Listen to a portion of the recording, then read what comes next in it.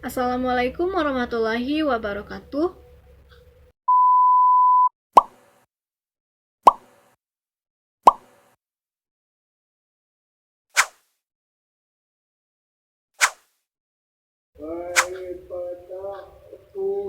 Dilutive Securities dan Earning per Share.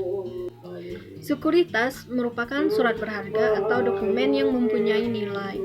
Contohnya itu saham dan obligasi. Itu termasuk ke contoh dari sekuritas. Sedangkan sekuritas dilutif itu adalah sekuritas yang berpotensi untuk dikonversi menjadi saham biasa. Karena dapat dikonversi menjadi saham biasa, sehingga menjadikan jumlah saham yang beredar meningkat dan laba per lembar saham itu akan turun. Contoh dari dilutive securities ini itu yang adalah yang pertama ada convertible bonds, itu obligasi yang dapat dikonversi menjadi saham biasa. Kemudian yang kedua ada convertible preference share atau saham istimewa yang memiliki hak bagi pemilik saham istimewa untuk mengkonversi menjadi saham biasa. Dan yang ketiga ada share option atau warrant. Nah, suatu sekuritas yang memberikan hak bagi pemegangnya untuk dapat membeli saham biasa perusahaan dengan harga yang lebih murah dari harga pasarnya. Terdapat kondisi di mana kemungkinan ketika kita saat dibuktikan itu sekuritasnya malah menaikkan laba per lembar saham, bukannya menurunkan harga saham, maka sekuritas tersebut dapat disebut sebagai sekuritas anti-dilutif. Contohnya ketika mengkonversi obligasi menjadi saham biasa. Saat mengkonversi obligasi menjadi saham biasa, maka kewajiban membayar bunga itu akan hilang, yang menyebabkan penghasilan kena pajaknya itu meningkat dan laba akan meningkat. Keuntungan ketika menerbitkan convertible bond bagi pembeli yaitu yang pertama, memperoleh manfaat dari obligasi berupa pendapatan bunga dan mendapatkan pelunasan sebesar pokok utang obligasi ketika jatuh tempo. Kemudian yang kedua itu mendapatkan keistimewaan berupa dapat menukarkan obligasi menjadi saham biasa. Maka ada kemungkinan kita menjadi bagian dari pemilik perusahaan.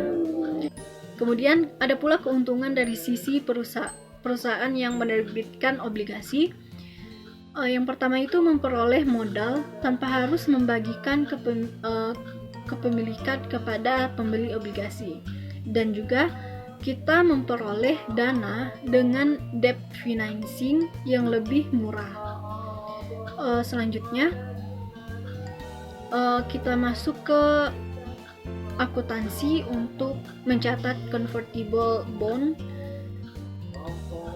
Nah, untuk akuntansi mencatat convertible bond ini harus dipisah antara komponen liabilitas dan komponen ekuitas, karena convertible bond ini mengandung dua unsur, yaitu komponen liabilitas dan juga komponen ekuitas. Nah, caranya dengan menggunakan metode with and without.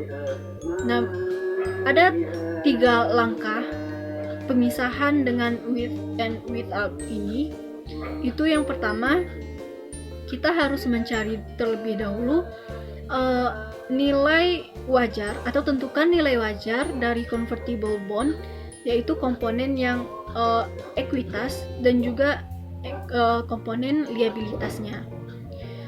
Kemudian yang kedua, kita tentukan nilai wajar dari komponen liabilitasnya saja dengan menggunakan present value atau tabel present value.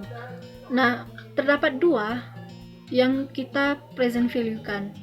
Yaitu yang pertama, present value dari pokok prinsipal atau pokok hutang obligasi, dan juga present value anuitas dari bunga yang dibayarkan secara periodik. Nah, kemudian untuk langkah terakhir atau langkah ketiga, itu kita menghitung selisih antara nilai wajar dari convertible bond dikurang dengan nilai wajar dari kelompok liabilitasnya saja. Untuk hasil dari perhitungan selisih tersebut, itulah yang akan diakui sebagai bagian dari ekuitas kita. Kemudian, adapun syarat menggunakan present value anuitas itu adalah adanya pembayaran secara periodik dalam jumlah yang sama besar. Jadi pembayaran secara periodik dalam jumlah yang sama besar. Kemudian ada 4 kemungkinan setelah convertible bond diterbitkan. Itu yang pertama, pelunasan convertible bond pada saat jatuh tempo. Nah, pelunasan pada saat jatuh tempo ini dengan jurnal bond payable di debit dan cash itu di kredit. Kemudian ada yang kedua itu menukarkan convertible bond dengan saham biasa pada tanggal jatuh tempo. Jurnalnya itu dengan membuat share premium conversion equity itu di debit, kemudian bond payable-nya juga di debit.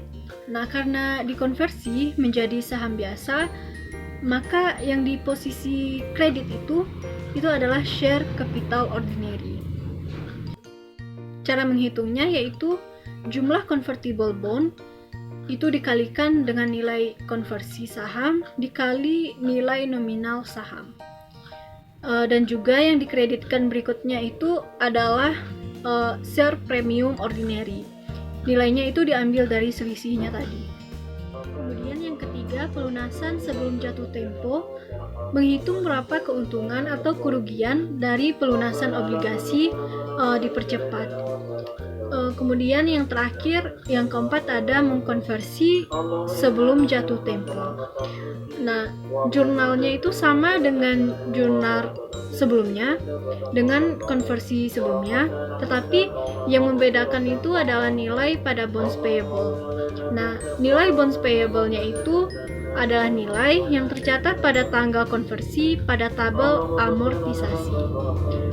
Sekian video kali ini, terima kasih. Wassalamualaikum warahmatullahi wabarakatuh.